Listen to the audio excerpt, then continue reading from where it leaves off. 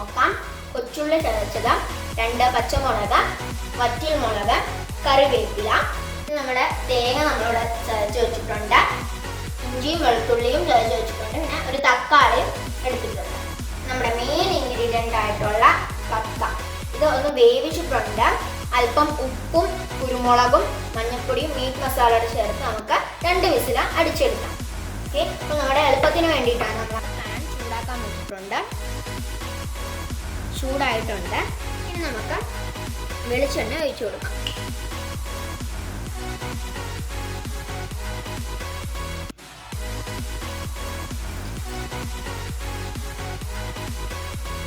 നമ്മൾ എണ്ണ ഒഴിച്ചതൊന്ന് ചൂടായി വന്നിട്ടുണ്ട്. ഇനി നമുക്ക് കടുക് ഇട്ട് കൊടുക്കാം.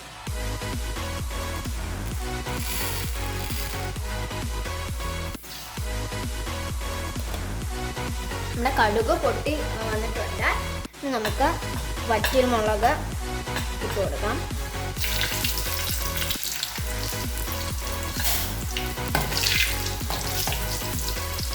ഓക്കെ, ഇനി നമ്മുടെ കൊച്ചുള്ളി ഇതിലേക്ക് ഇട്ട് കൊടുക്കാം.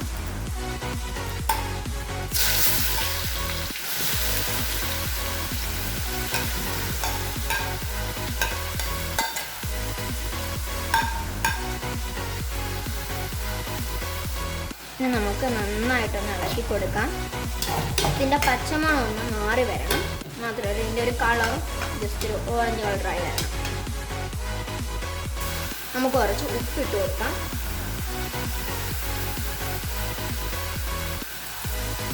അപ്പോൾ അതിൻ്റെ പച്ചമണമൊക്കെ ഒന്ന് മാറി വന്നിട്ടുണ്ട്. നമുക്ക് നമ്മുടെ ഇഞ്ചിയും വെളുത്തുള്ളിയോടെ ചതച്ച് വെച്ചിരുന്ന് ഇടാം. ഇതൊന്ന് നമുക്ക് നന്നായിട്ടൊന്ന് ഇളക്കി കൊടുക്കാം. ഇതുകൂടൊന്ന് വഴണ്ട് വരട്ടെ.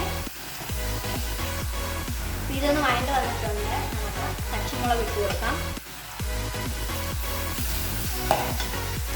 നമുക്ക് കരിവേപ്പില ഇട്ട് കൊടുക്കാം. ഞാനിവിടെ 3 കടുക് എടുക്കുന്നുണ്ട്.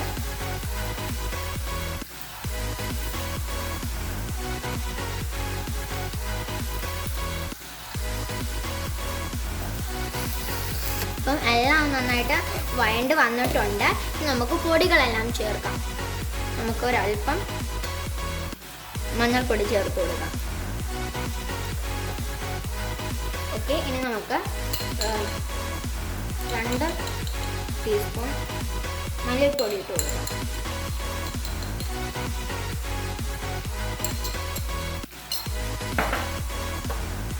അതുപോലെ തന്നെ 1/2 ടീസ്പൂൺ മുളക് പൊടി ഇട്ട് കൊടുക്കാം.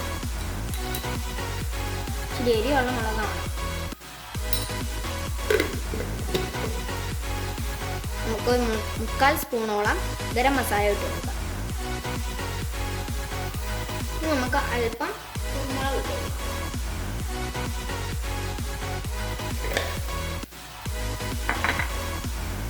നമ്മുടെ പൗഡേഴ്സ് എല്ലാം നമ്മൾ ഇട്ട് കൊടുത്തിട്ടുണ്ട്.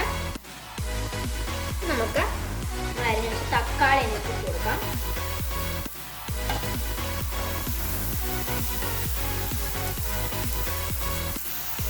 ഈ തക്കാളി ഇതിനകത്ത് നന്നായിട്ട് വന്നിരുന്നു വഴണ്ട് വരട്ടെ. അതിനകത്ത് നീരെല്ലാം ഇറങ്ങണം. നമ്മുടെ തക്കാളി വഴണ്ട് വന്നിട്ടുണ്ട്. നമ്മുടെ ലാസ്റ്റ് നമുക്ക് നമ്മുടെ തേങ്ങയോട്ട് ഇട്ട് കൊടുക്കാം.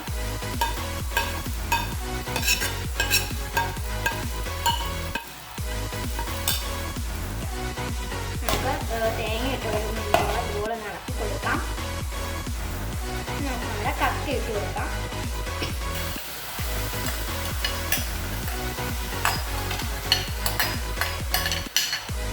നമുക്ക് നന്നായിട്ട് മിക്സ് ചെയ്ത് കൊടുക്കാം.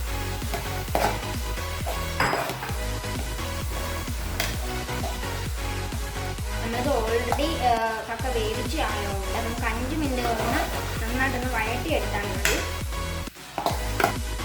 നമ്മുടെ സ്വാദിഷ്ടമായ കക്കാത്തോരൻ ഇവിടെ റെഡി ആയിട്ടുണ്ട്. അപ്പോൾ എല്ലാവരും ട്രൈ ചെയ്ത് നോക്കാം. ഇതുപോലുള്ള വീഡിയോ ആണ് നമുക്ക് ഇനിയും വരുന്നതായിരിക്കും. അതുവരെ ബൈ.